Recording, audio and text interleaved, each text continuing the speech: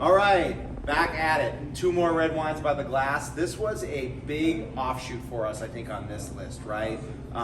Cold weather was coming. We're a seafood restaurant. We sell 95% white wine, right? Well, with the amount of volume we've been doing lately, a lot of customers have been asking for more red wines, something different.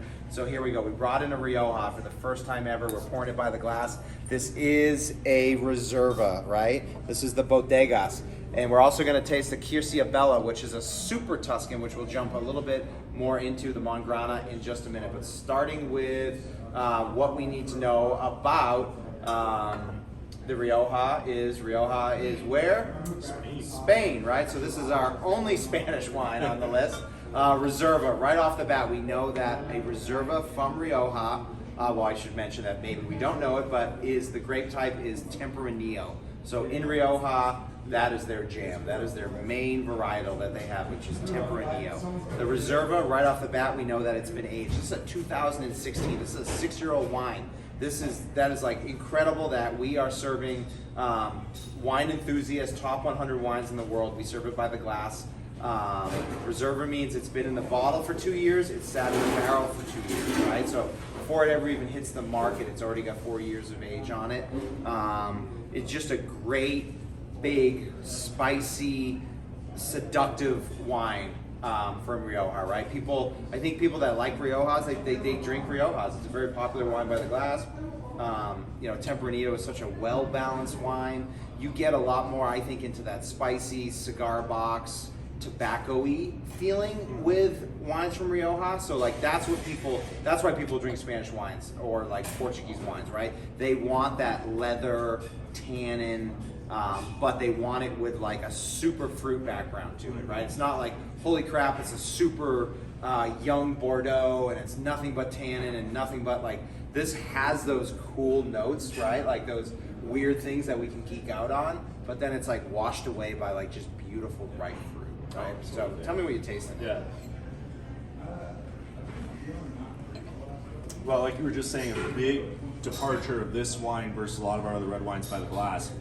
The fruit's there, but it's definitely kind of the background actor. It's much more of kind of the spices, the wood, like Sean was saying, you might get a little bit of leather, you might get all these kind of more interesting flavors, tobacco, chocolate, and then you'll still taste the berries, but they seem like they were cooked off. They're there, but they're subtle, they're soft, they're not sweet. This is, you can always tell a really good food wine because when you sip on it, it's not immediately just kind of, oh, this is alcoholic grape juice. I'm just tasting nothing but fruit and kind of delightful present sweetness. This guy's got a lot more complexity to him.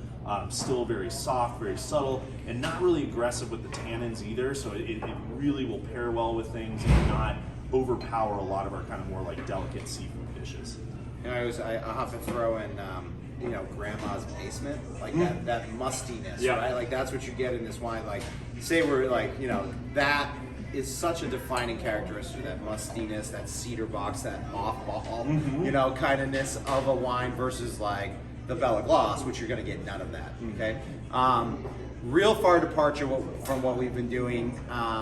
In theory, a Tuscan wine in a New England style seafood restaurant, but we went with a Super Tuscan, right? A Super Tuscan is very important for us to know, well, what is a Super Tuscan? A Super Tuscan is a Bordeaux blend with the addition of Sangiovese. You're in Tuscany, Sangiovese is one of their main grape types, so they took the traditional Cab Franc, Merlot, Petit Verdot, and they've now thrown Malbec, and then they've now thrown in their grape, to make their difference, which is the Sangiovese.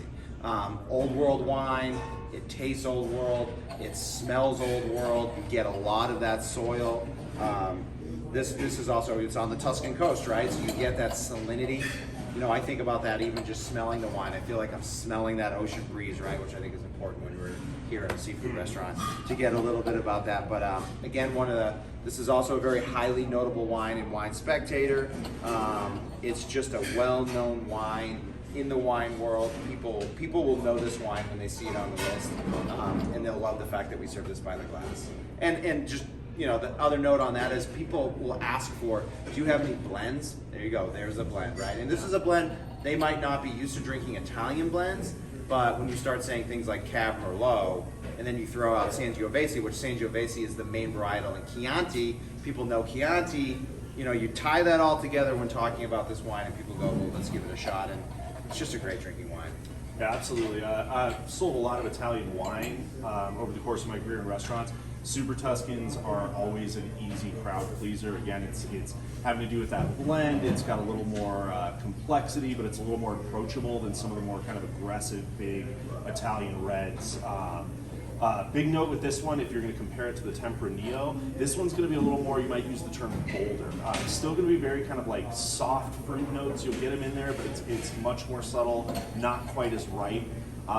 Definitely a little more kind of plum, dark fruit, not necessarily so much of the berry. But again, it's going to be more about the earthiness. It's going to be, you're going to notice more minerality in this guy. Not so much of kind of the tobacco leather that we were getting with the Rioja, but much more of that kind of earthy terroir structure.